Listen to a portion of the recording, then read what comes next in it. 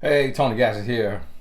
I want to pop in and talk about this. I was having a conversation with a client earlier, and it's one of the things that I'm really pushing, really pressing this is as men, we have to move into a season, a lifetime of accountability. And we have to stop keeping score with women. We have to be intentional as men about our life and our legacy. So we have to seek out a wife, a woman that we can build with, we can grow with, a woman that we are attracted to mentally, emotionally, in addition to the physical. We have to make sure she has the heart and the mind and the character that we can build with, that we can grow with, that we can entrust with our children that we bring into the world with her because of her wisdom, her clarity, her peace, her heart, her mindset. And as men, we have to be able to take accountability and responsibility for our lives. And we have to encourage our woman to have agency in her own life. Encourage her to be able to stand on her own 2 feet and make decisions, make executive decisions when we are not available, when we're not around, and encourage her individuality and not try to make her a spawn of ourselves or make her like our shadow, and not try to control a situation to where our way is the only way and we have to call every single shot as if we are all knowing. We have to embrace the mindset of our woman and understand that two heads are better than one, meaning that when we encourage her voice and we ask her for her opinion before we just call a shot on the house we're going to live in, the cars we're going to drive, the businesses we're going to build, the way we're going to raise our kids, and we come together as teammates and not opponents, and we build together, and we understand that this woman is an asset and not a liability. And we stop looking at her as an asset, as a liability. And we stop looking at her as a risk. And we stop looking at her as an opponent. See, as men, we have this mindset that marriage is not for us, that marriage is against us, that marriage does not work in our favor, that marriage is put in place to hurt us, to set us up, to trip us up, to trap us, that marriage comes from the government and it's about government control. Like, we come up with all kind of stuff about marriage that is not the case and is not true. And so we go into marriage and we treat it like a war zone. And we are focusing on the art of war, the art of seduction, and how we can rule and conquer this woman. And we become an enemy in the same bed. We become an enemy behind the lines. And by controlling her, and by lying to her, and by manipulating her and deceiving her and cheating on her or beating on her, mistreating her, we rip the fabric, we tear the fabric apart of our household, of our relationship. We confuse our children. We break the back of our woman, and then that breaks the back of our kids, which then destroys our legacy and our lineage. So now we become a broken people. And it starts with the man accepting 100% responsibility for our lives and living as men who are in charge of our own flesh, of our choices, decisions, and we move in a way that we are moving with the utmost character and integrity. So the things we do are in line with the things we say we want for our life. And we refuse to be an enemy to ourselves, meaning we're not working against ourselves in the sense of the things we put in our body, the stuff we watch on our phone, the stuff we watch on our television, the people we hang around, our habits and the things we get into. As men, we got to ask ourselves, okay, what am I doing in my life?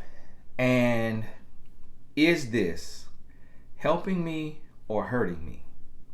Is it pushing me closer to my goals? Is it pushing me closer to health and happiness? Or is it masking pain? Is it hiding my pain? Am I running from the work? Am I running from the things that I need to be focused on and working on? As we have to ask ourselves as men, what are my vices? And what steps do I need to take to be healed from these vices, to break free of these vices?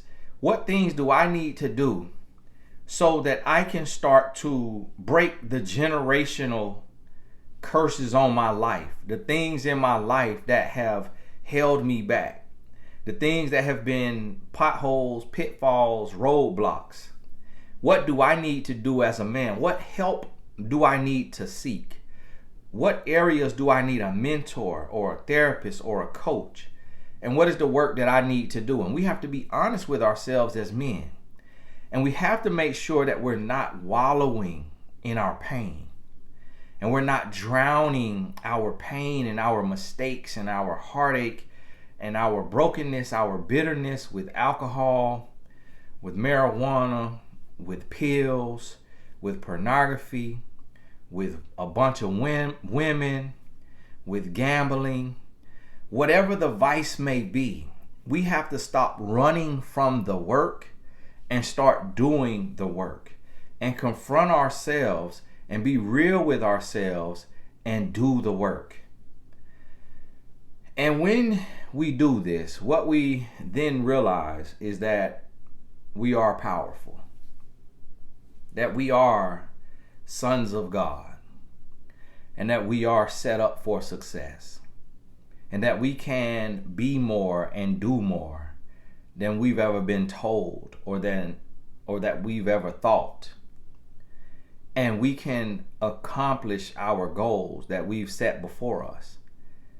And we can grow and change and learn and heal. And the lessons that we learn, we can pass those lessons down.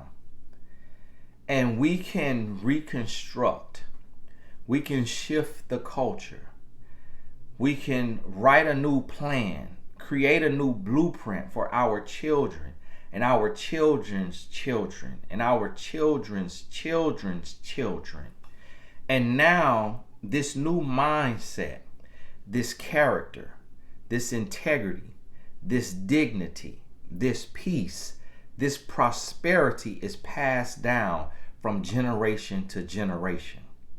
But it's on you as a man to do this for your family, to be the one that your children come from you instead of just being the brokenness that you've come from, but to rewrite this, to have a do-over and to change this, and to take pride in being 100% a man, to picking up the slack in your relationship from your woman, to healing her heart so that you can fully have her heart and caressing her heart instead of crushing her heart.